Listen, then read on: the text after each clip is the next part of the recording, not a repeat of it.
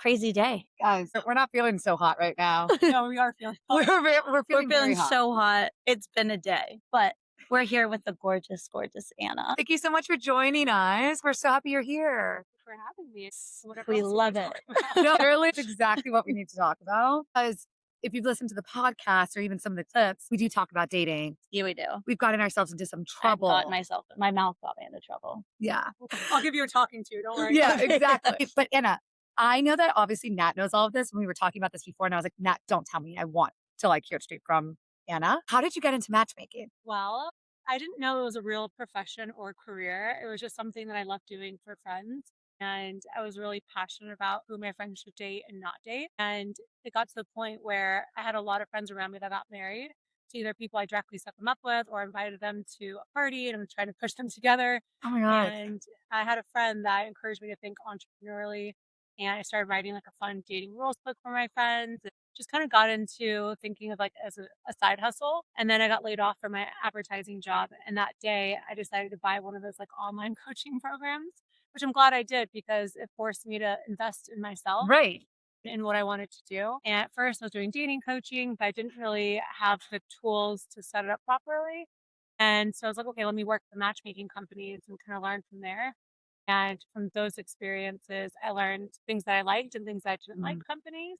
And I wanted to build my business based on values Mm-hmm. and morals that I have and hopefully bring more people together. You do give really good advice. I do have to say, because every time I'm like having issues dating or like just like going through stuff, I'm like, what would Anna say? And then I call you and you're like, okay, here we go again. You actually listened to me, which I appreciate. I do. Well, I do value your opinion and I feel like you do give really good advice. And I have been around when you've talked to like other friends and stuff and I feel like it's so genuine too. And obviously I've seen the way that you are with like some of your clients. So it's nice to be able to like have somebody to go to. So I appreciate it. Wait, I love. Also, I need then the rule book that you created because my dating life is not so hot. And it was funny. I was with friends yesterday and I showed them like what I had responded to some guy on Hinge. And I was like, I think maybe this is why I'm still single. Yeah, I'll show it to you afterwards. Don't worry. Okay, but also obviously this podcast is obviously called No Hard Lines because we have a hard time as founders, drawing that line between our personal and professional life. Being a matchmaker or Really in it. professional business is other people's personal business. How do you go about that? Like how deep do you get with your clients? And do you ever actually draw a line between the two? It's a really good question because before I met my husband, I had no boundaries. I would allow clients to text me, call me all hours of the night. I would, if they wanted me to go to an event with them, I'd always go. I just never said no because I really wanted to, give as much value as I could. But then when I started dating my husband, he was like, okay, it's dinner time. You cannot answer the phone. And we're in bed. It's 10 o'clock. You do not need to answer the phone.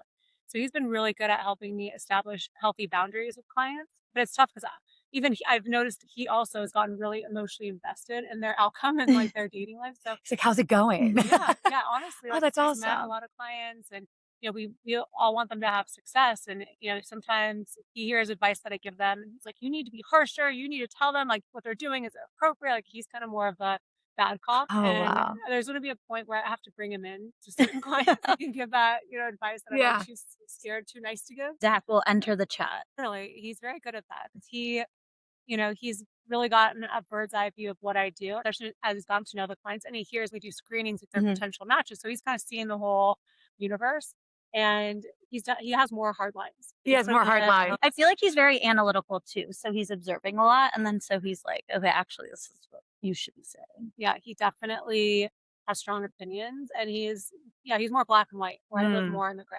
But I feel like that's necessary, especially because each client's going to be so different. Yeah. You kind of need to be flexible with how people work or what they're comfortable with.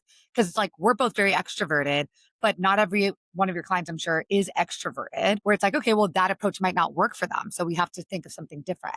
That's fascinating. Wait, how did you meet Zach? Well, I know how she met Zach. Yeah. How did you meet Zach? I love the Tell story. us everything. I feel like you get the slot because, like, as a matchmaker, people are like, "Well, you're married. Like, what? How did everything happen?" Yeah, I actually think it's a good lesson that there's no wrong way to meet someone. We met twice, and it's funny because the first time we met was 10 years ago. I met. Wait, that's cute. No, we didn't date then. I bought a Coachella ticket from him on Craigslist. Oh, I've heard this story and I Yeah. love it. It's so And cute. it was very much like in my festival. I was 30 years old. I was just living the best life, Yeah. drinking, going out. There was no way in hell we would have ever liked each other back then. And he was, engaged to somebody else. And he Oh, was, wow. and 8 years after that, December of 2023, the whole year I was really doing a lot of self-reflection and work. And I really didn't want to turn 38, still single, still doing the same, shit that I've been doing all this time I've been in New York. And I took a break from drinking. I was really focusing on good health and wellness, spirituality. And so by the time we connected on Hinge, he was someone that I was actually interested in because he wasn't a partier. He wasn't like an F boy that I typically would be attracted to. He was just like a nice, consistent, normal guy. I had to like really recognize that for what it was and not run away scared, like, oh, this guy's a loser because he likes me. Right. Which is typically what I would do. I had to listen to my own advice finally, and I'm so Yeah. glad that I did, obviously. Otherwise, I'd still be, single at 40. Yeah. Wait, okay. So what was the advice that you gave yourself or the biggest piece of advice? Yeah. So, if you think of any other part of our lives, we don't allow our body to control us. So, for example, you're hungry, you want to eat a cookie, it's 10 a.m. You're like, no, I'm going to go for the yogurt. I'm going to go for the cottage cheese. Yeah. Or like, I should go to the gym, but I just want to lay in bed. No, it's good for me to work out. We always override our body's instant gratification and what it wants, except in dating. Dating, girl is like, oh, we don't feel a spark. Oh, this guy who is going to treat us so nicely and give us a perfect life. I didn't feel a spark. No, I'm not going on a second date, which is absolutely ludicrous. You allow your body to control you in dating. And that's why so many people are left single now. Really, what you should do is think about, okay, am I aligned with this person? Are they, if it's taken a census, would people find them attractive? And Like objectively. yeah, exactly. And is this someone that I could spend hours with and feel comfortable? Like, how do I feel around them? And the attraction grows. And that instant spark of like, I want to F this person Right. is not the person you're going to marry. The first day is when you should be least attracted to them, and it should grow as you get to know. But the body wants instant gratification. That's good So advice. how many times have you thought you met the love of your life, I mean, slept with him, all and the never time. heard Yeah. from him, never heard from him because Yeah. the body got what Yeah. it wanted, and they were done. So that's why you have to override your body and allow yourself a chance to get to know someone and let attraction grow. And that's what I was really bad at. I let my body completely control me when it came to who I found attractive. And a lot of times it was a guy who was unattainable. I wanted to prove myself Right. I could I get get- him yeah. validation. Like I'm good enough to get him. And listen, sure, he'd make out with me at the bar. I never see him again. Like Right. there was nothing meaningful there. And when I met my husband, I was like, he's cute, but I wasn't, oh my God. I've been out with like Brazilian male models. I've Yeah. had some hot guys in my time. But now when I look at my husband, because we've had so much time together, I truly think he's the hottest guy I've ever seen. Oh, I love But that. I didn't start with. So that's what Yeah. I'm trying to like teach people. Like you have to override your body and let your mind kind of, take over a bit and give yourself a chance to fall in love with someone. We need to start doing that. Yeah. And I think it goes back to intention. To intention. And we've talked a Yeah, we lot talked about that. being more intentional. Yeah. Listen, it's only when you're really ready for that. I Right. think when Yeah. you're young and you're still experimenting and having fun and kind of trying to figure out what you like you should have, these situationships and things like just to kind of learn because, unfortunately, like a lot of us don't really mature until we're older, especially Totally. living in New York City. So I think when I look back on my life, I try not to be regretful of like, oh, I wasted so much time doing this or that. I'm actually really pleased with everything that's got me to the place I am today. So it's okay to make mistakes and have fun. Yeah. And, when you're ready, you'll be ready. And then meet the person. I think that's one of the best advice that I remember early on into our friendship. You did tell me, you were like, I think you just need to date. You need to learn what you want and like have fun with it, but don't like freak yourself out. Just have this time to explore what you actually want and what you need. And then kind of take that and reflect. And then you can look back on what you want for your future instead of just trying to like go to a bar and meet a guy, Right. because that never really ends well. Less pressure. I need to work on that of the less pressure because I always am like, it's not even well, I guess it's part of the instant gratification, but I'm very much, is this it or not? And like, I'm not going to know that. A lot of people don't know that. And the whole like love at first sight, yeah, hindsight is 2020 when you're like, oh, well, now I can say that because we ended up together. Versus if they didn't end up together, they probably wouldn't be saying it was love at first sight. And so I definitely need to be a little bit more patient rather than. Absolutely. Love at first sight is such a funny thing. I think you can meet someone that you like and choose to commit to them that day. Yeah. And then you can call that love at first sight, but it really isn't. It's more of a choice that you make on Right. that day. 100%. And I think that's really great when people can meet and don't want to play games and like, let's just try this out. At the end of the day, you just have to pick someone and try. Mm-hmm. Because there's not going to be a perfect person or perfect situation, perfect moment where everything's aligned. Okay, now I'm ready for this perfect person who's going to come in. There's going to be no conflict, no issues. It's just not realistic. And with like dating apps, social media, we make people so disposable that, you don't give things a chance. And then, okay, move on to someone that looks exactly like the person you just dated. Right. Yeah. And it's like a similar kind of situation until you get sick of them and move on to somebody else. And it's the same pattern over and over again. Yeah. So many people do that. I mean, even just now, I have a client. He wants unlimited matches, which I get. He wants to meet more people and kind of fill it out. But I'm trying to tell him that that's actually going to work against you because Right. the more people you meet, like the quantity can dilute the quality. And at some point, like, if everyone's kind of similar and looks kind of similar and has similar backgrounds, like one of these girls is going to be great. So pick one, go on the date, see what happens. Then you can pick someone else if it doesn't work out. But sometimes just having more volume isn't really the way you're going to find success.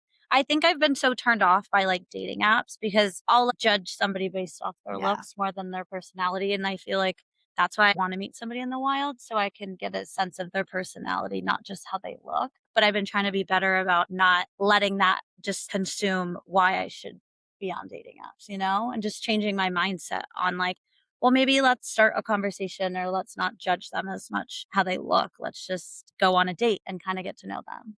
Totally. I get that photos are the first barrier of entry. Mm.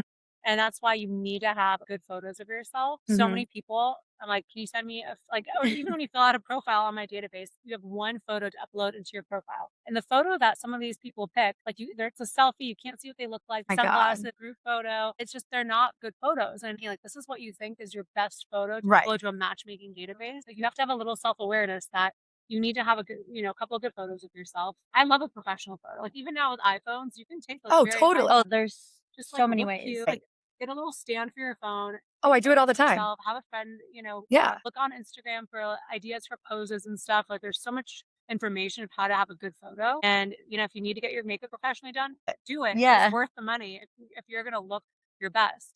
And then you can learn something about what to do, on your own. Yeah, I do think photos matter, but I also feel like what they're doing in the photos matters more. If someone that is an alcoholic is a deal breaker for you and they're drinking in every photo, Right. that's going to be very telling. If someone who's really family oriented is important to you and they're with their nieces and family, and like, wow, that's a green flag.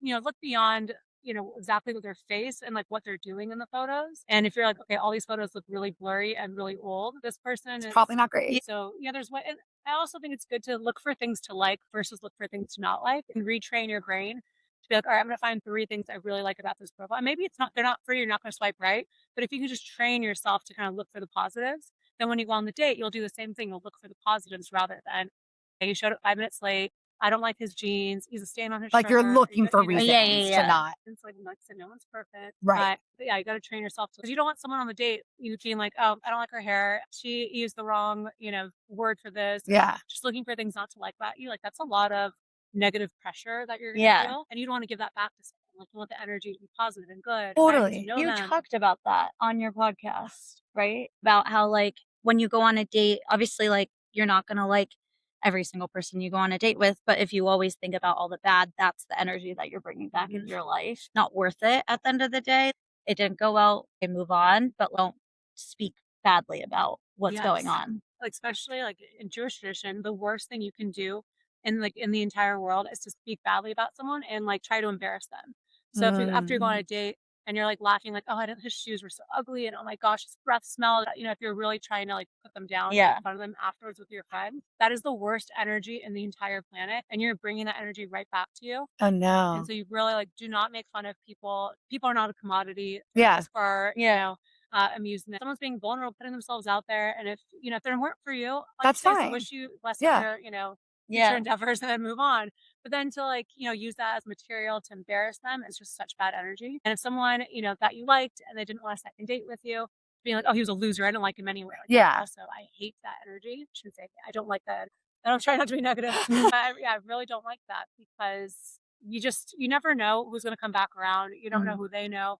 Totally. You don't want to exit in a way that doesn't feel graceful and humble, with humility. You always want people to leave you with like a good taste in their mouth, and you're never like. I'm sorry, but if I hear a friend that's talking, shit about a guy they just want to date with, I'm thinking badly about them. I'm not thinking like, oh yeah, that guy sucks. I'm thinking you suck. You don't want people thinking that about you. Yeah. That's true. Well, I make a lot of dating content. So I'm like, but I try to take it, never try to make it personal. It's always about the situation of like, okay, why is this situation happening? Of like trends that I see of like, okay, why, like I have hot takes. I'm like, we shouldn't do dinner for a first date because I don't know you. And if I don't like it, and there's nothing against you, but I don't want to be there for 2.5 hours talking to someone that I'm not interested in.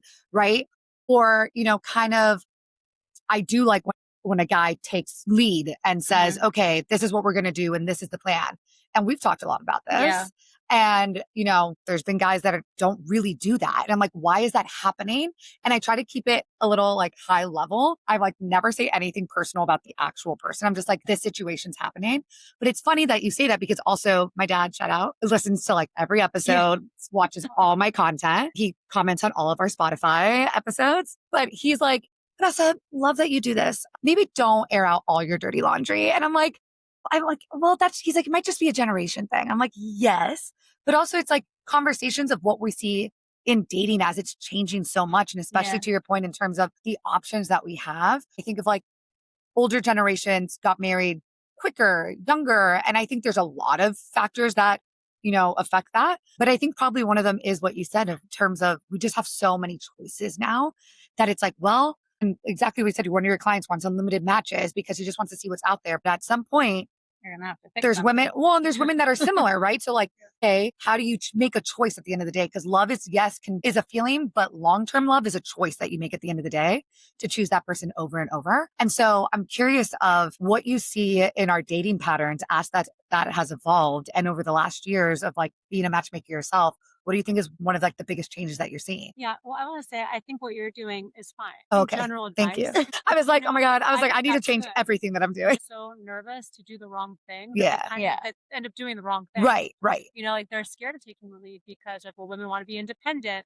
Well, maybe I should ask if she wants to split the check because I don't want to assume that a lot of men are just really confused because there's a lot of conflicting dating coaching advice out there in the universe. So I think general feedback of what you as a desirable young woman in New York City is looking for, I think that's great. Like more guys should be listening to your content so they have more of a clue of what is actually acceptable. Yeah. What isn't. So love that. Okay. Amazing. But I will say, there is a line where you don't want to scare off potential suitors either. Because if you're being like crass or crude, which I don't think you are, but like, I have other women that I've worked with that they're a little bit more out there and, say things that will scare off good guys. Right. So as long as you're not saying anything that, they would find like, oh my God, my mom can never see this. Well, my mom sees all of it. My dad sees all of it. You know what I mean? Like, yeah, 100%. 100%. Your future boyfriend's mom would see, no. I think is off the table. Agreed. But there's like, that's the hard line. Yes. But other trends that I'm seeing, it's funny because both genders say the same things about each other, where they don't think people are emotionally available, mainly because they're not physically. Like if you go on a great date with someone and then you're traveling for a month or 2 months, you have every weekend you're gone and you have all this stuff going on. Like you really can't nurture a new connection if you're not physically available, which, ultimately makes you emotionally unavailable. Yeah. Yeah. And it's really hard to do that. And that's really what I'm seeing. A lot of men say that they will meet someone they really like. They go on a date and they try to plan a second date. And it's like, okay, 3 weeks from next Wednesday, I can't, it's crazy. And they're just thinking, okay, you're not emotionally available. You're not here. I'm not going to move forward with you. Same thing on both sides. I think men tend to, I guess, women do this too, but tend to, pull the ripcord a little too soon and not let things kind of naturally progress. I think it takes 2-3 dates to even like know if you like someone or not. Especially a first date, you're a little bit nervous or, maybe you're doing, you're just sitting there for drinks. It's a little boring. But then if you do an activity together, check out a museum, bike ride, like do something actually fun. I like an activity. Who doesn't like an activity? Yeah. No one's like, I just like to sit there. Yeah. Be interviewed for an hour. No. And even if it doesn't go well, like I just went on a museum date, not a good match, nothing against the guy. Actually, he was a little negative, which it's funny because I thought he kept yucking my yums. And I was just like, can we not do that? Because it was very much a turnoff where it's fine. We don't have a lot in common, but you don't have to. Like, I think I mentioned, I was like, oh, I really like going to this place. He's like, it's too seamy for me. I don't like anything like that. I like to be different. And I was like, okay, well, now you're making it seem like I don't like to be different. Yeah, exactly. I was Yeah. like, okay. But I still like, it was a museum date. So even though we were not a match, because we were doing an activity, there was more to at least talk about I and feel like you enjoy. could also we talked about this too, like an activity allows you to have different types of conversations than just sitting there. And I feel like it's fine, like if a guy asks me out for drinks, okay, I'll say yes, but like at some point I want to do some sort of activity to see, like, I don't know, I like art, and like if a guy is not super interested in art, it's nice to see how I could change his viewpoint, or like if he's actually not interested, then it's like, okay, I would enjoy to go to museums. So like Mhm. if you don't, Beautiful. then like, you you know. expose each other to different things that you like. Like I have been exposed to so much since I met my husband that I never was interested in. Maybe like still not super interested, but you know But what? you It's been- appreciate that I he loves it. appreciate it. Yeah. Yes. And it's fun to be in a different world and see different things. And people really want to marry their twin or date their twin. And I really don't think that's A, healthy, or B, realistic, because you do need to be with someone who kind of challenges you and wants Mhm. you to think outside of yourself or outside of, your bubble, and to expose you to different things. People are so divided on politics, for Mhm. example. And I do agree, like, if there are things that are value based, items that you're like, okay, I really want someone who's, on the same page with these things, that's totally fine. But to say, like, I will not go out with someone who's Republican because we're just not aligned. You never even met the person. You don't Right. know. Yeah. You're just making assumptions that I really don't. I think maybe it'd be better for you to meet someone who didn't have your exact same views, because it might open up your mind a bit Mhm. and be less judgmental. Being judgmental in dating is honestly the worst thing. Yeah. I do see that a lot. I think people are just so quick to make assumptions of people that might not even be true. But I do agree that it's activity dates. I think trying to date outside of alcohol is really important too. I think the first date, like getting a drink, is totally fine. Right. You're just trying to get a vibe check and see, Yeah. is this person normal or not. But like, I like when I was dating, I always liked going to places that had like a Connect Four or like cards Oh, or like little cute. games, so we could like play something together. Or I'd even bring like, a backgammon set or something like that, just so I have something in my back pocket if I'm like, okay, You love a game. I do love a game. I hate the monotonous, boring interview questions. Yeah. Now, what about this? And you're thinking about what to ask next Yeah. versus a natural You know, conversation. even when people ask me, how'd you get into matchmaking? I try to make the answer different every time, Yeah. because I don't want to ever, just be like, my one, Your line. Your one line. Yeah. Your elevator pitch. Yeah. Exactly. So I love it, especially now that it's nice out. Yes. I'm sorry, but if a guy asked me on a first date, I was like, we're going to ride bikes to this park and have a picnic, I would probably fall in love right Yeah. there. That's Yeah. amazing. That's actually such a cute date. Are you kidding me? That would like be my absolute like dream. Wait, that's so cute. I went on a date like that a few years ago with this guy. We'd been seeing each other for a bit. And he's like, why don't we ride bikes up to like Greenpoint? I know this great taco spot, and then we'll watch sunset. So cute. Guys, it was an incredible I was like, oh my God. And then of course, very much still in like my avoidant stage where I was like, but what if I get an ick from him riding a bike? She's like, exactly. This is exactly what. And then there was no ick. It was great. And now I look back on that. I'm like, that was ridiculous to even have had that thought of like, oh my God, but what if he rides a bike weird? Like, and then it'll make him quirky and like cute in a He's different way. human. He's human. Yeah, like listen, the thing with X, it's been like it was like a social media, Yes. social thing that we came up with, and it's cute, whatever. But it's like one of the most dangerous, poisonous things that come into our minds, because again, you're looking for things not to like, and I'm sure my husband could have found 20 icks he didn't like about me when we first were dating. Totally. And there's things that I definitely were like, oh, he wears a lot of concert T-shirts. I usually like that. I could find a lot of things that weren't my usual type that I would go for. Then it didn't really matter. Right. Now I think it's so cute everything he does. Oh, you guys are really cute. I'm married for love. No. I love It was that. a beautiful wedding. I tell people that like I truly married for love. I didn't marry for finances or for status or anything like that, or because I wanted a bigger, better apartment. Right. And I think a lot of people go into who they want to be with based on a lot of those materialistic Mm-hmm. checkpoints. But I really got over that for myself and decided I'm going to marry the person that like really makes me the happiest. And I'm so glad that I did, because everything I've ever wanted in my life I have, and has nothing to do with how much money he earns. Like nothing to do with that. I think women get really caught up in what are his finances, what does he earn, how much money does he make, and I think the real question is, how responsible is he with money? Does he know how to save for the future? Does he have a retirement plan? Like that is a way more interesting conversation to me than how much someone earns, because they could earn a lot of money and spend every dollar. Yep. I not want to be with someone like that. Agreed. Like I always want to be someone who's really like, financially savvy and knew a lot of different ways to make money. Someone that like I could learn from in that regard, and I have. But, I was nervous. I was like, oh, he doesn't have a 9 to 5 finance job anymore. Now he's an entrepreneur. That makes me really nervous. And then when we had a conversation, he was like, well, why is it all on me? Like, what do you bring to the table? And it really like made me change my mind. I was like, oh, why as women, like, okay, what he earns, we share. What I earn is mine. Yeah. It's a really toxic mentality because that's not a partnership. You want a partnership, like you put it all on the Yeah. table. Yeah. This is what we can work with and what can we build together. I think it's because a lot of us are getting married older. We have more to lose. We bring more to the relationship. So we're more like protective, which is fine. That's why there's prenups. Exactly. But you really have to think like we're a team now. Let's build together. And if you don't bring anything to the table, why the hell is he going to want to marry you? Right. No, that's such a good point. Like being hot doesn't last forever. Being skinny doesn't last forever. Like we're all going to change and grow. You want to be with someone who loves you more than for your looks. And I know so many men that they're so like, she has to look a certain way, but she's not always going to look like that. Right. Yeah. When she gets pregnant, that's when you go cheat on her because you're not attracted to her anymore. It has to go beyond that. Yeah. That's Or like crazy. if she gets sick, God forbid. Yeah. Like, there are so many things that happen and life throws at you that you don't know. I think I look at a lot of my friends' relationships and I think, I'm lucky enough to have friends that are in really good relationships for the most part. And granted, everyone's different. Everyone wants something different out of the relationship that they're in. But I think it always makes sense for them where I'm like, that's what they wanted. And it's so beautiful.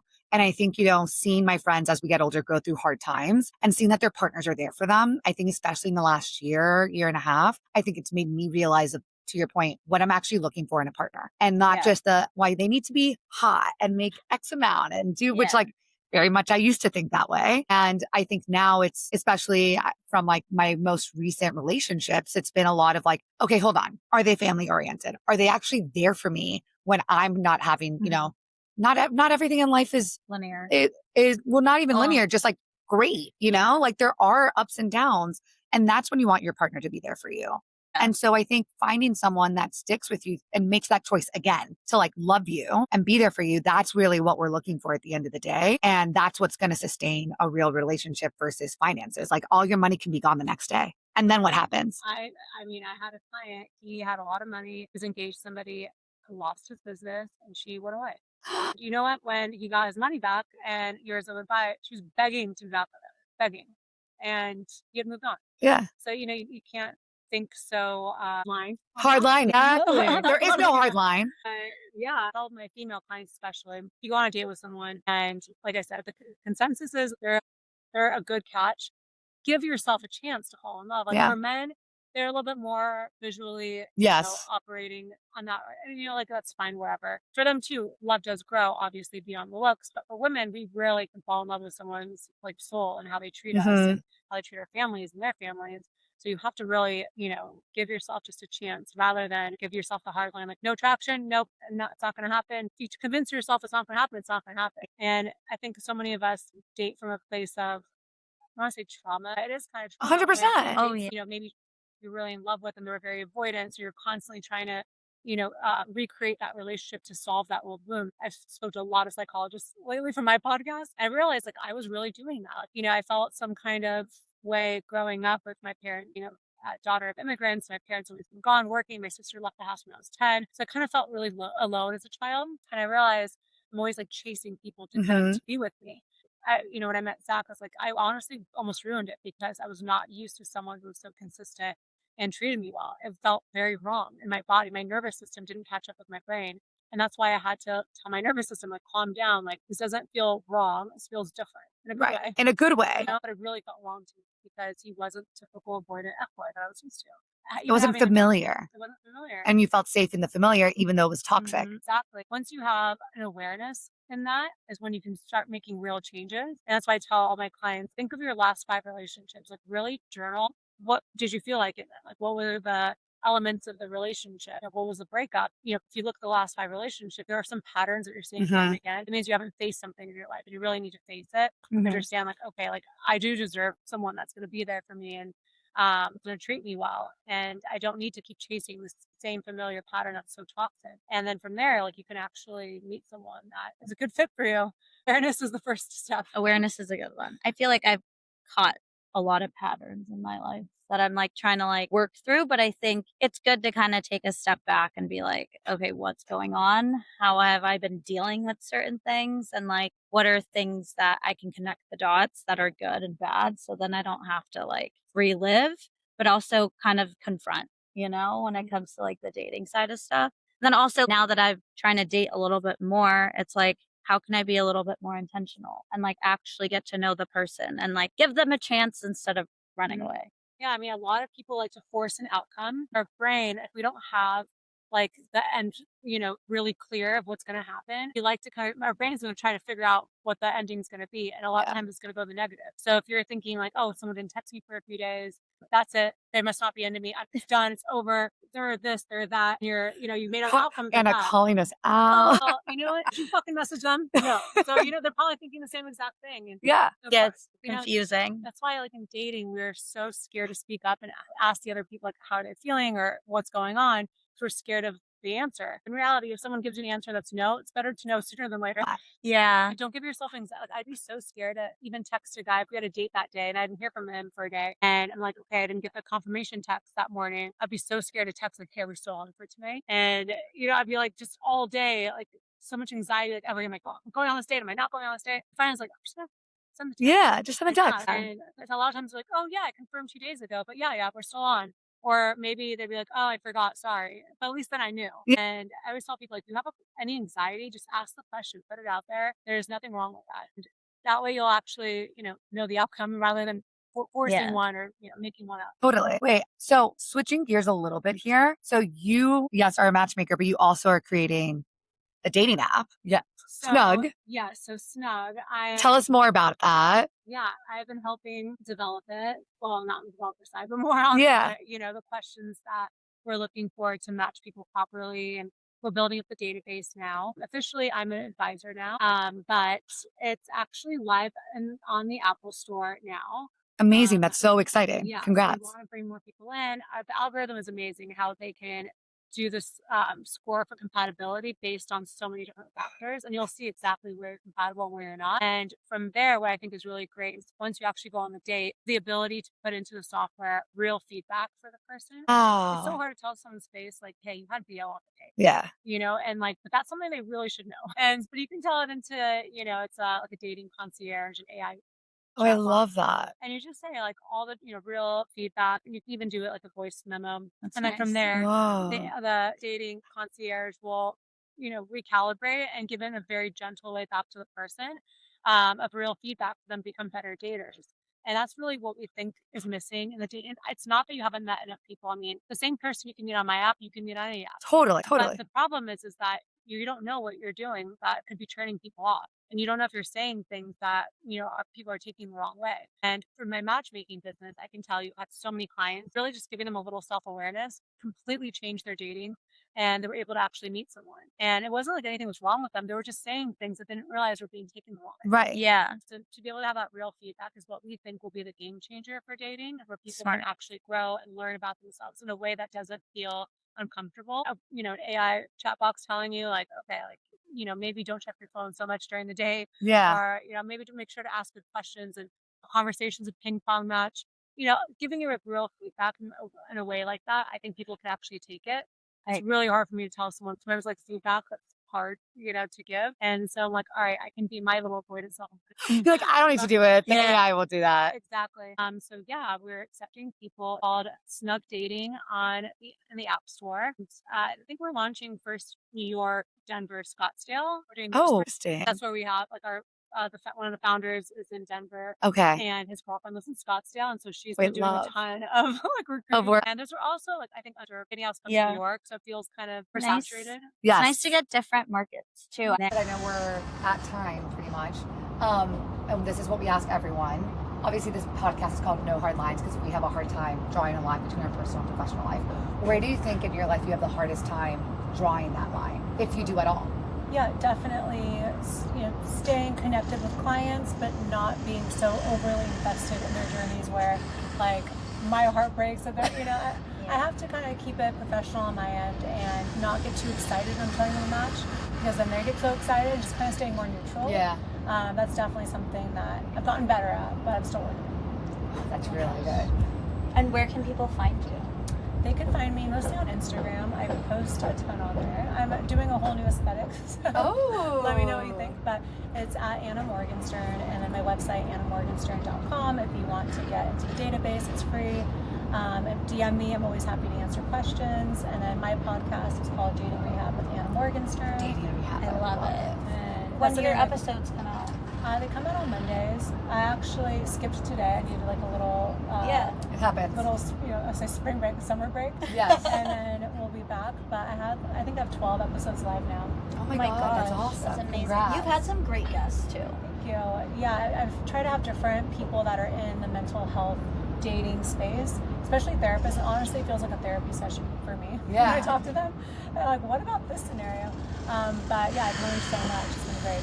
I love it. I love it. Well, we love you so much. Yes, thank We're you so so much for grateful for joining. you to be on the pod. And thank you for being here. Yeah, thank you so Absolutely. much. Anytime. Yay.